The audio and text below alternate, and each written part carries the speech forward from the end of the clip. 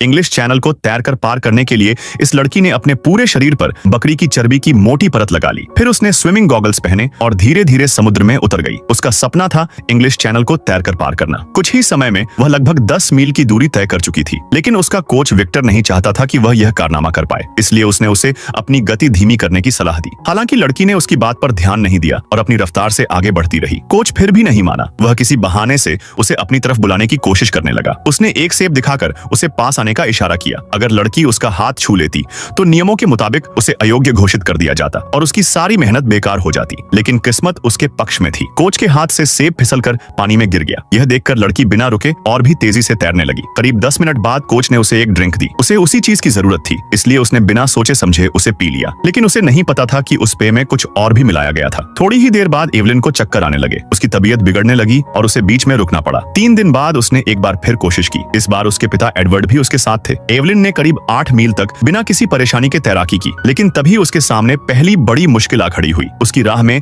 Jellyfish का एक विशाल झुंड था। आगे बढ़ने के लिए उसे उसी के बीच से गुजरना था। सैकड़ों जेलीफिश लगातार उसे डंक मार रही थीं। कुछ ही देर में उसका शरीर घावों से भर गया। करीब 20 मिनट की कठिन मशक्कत के बाद वह उस झुंड को पार करने में सफल हो गई। लेकिन अब एक और चुनौती उसका इंतजार कर रही थी। समुद्र के खारे पानी से उसके शरीर में तेज जलन होने लगी। मजबूर होकर उसे कुछ देर पानी की सतह पर रुकना पड़ा। थोड़ी देर बाद उसने दोबारा अपने गॉगल्स पहने और आगे बढ़ गई। करीब 8 घंटे बाद उसे एक बेहद तेज समुद्री धारा का सामना करना पड़ा। वह पूरी ताकत लगा रही थी, लेकिन फिर भी बहुत मुश्किल से आगे बढ़ पा रही थी। उसकी हालत देखकर उसकी बहन क्लारा पानी में कूद गई। वह उसके साथ साथ तैरने लगी ताकि उसका हौसला बना रहे और वह धारा को पार कर सके। लेकिन लगभग 1 घंटे बाद उसकी बहन पूरी तरह थक गई और उसे वापस नाव पर लौटना पड़ा। अब एवलिन को अकेले ही सफर पूरा करना था। धीरे धीरे रात गिरने लगी। समुद्र पर घना कोहरा छा गया। कोहरा इतना घना था कि नाव भी आगे नहीं बढ़ पा रही थी। एवलिन पूरी तरह अकेली पड़ गई। अंधेरे और कोहरे के बीच उसे समझ नहीं आ रहा था कि किस दिशा में जाना है। उसकी उम्मीद धीरे धीरे टूटने लगी। तभी उसे दूर कहीं रोशनी दिखाई दी। किनारे पर उसके दोस्त मशालें लेकर खड़े थे। वे उसे सही रास्ता दिखा रहे थे। यह नजारा देखकर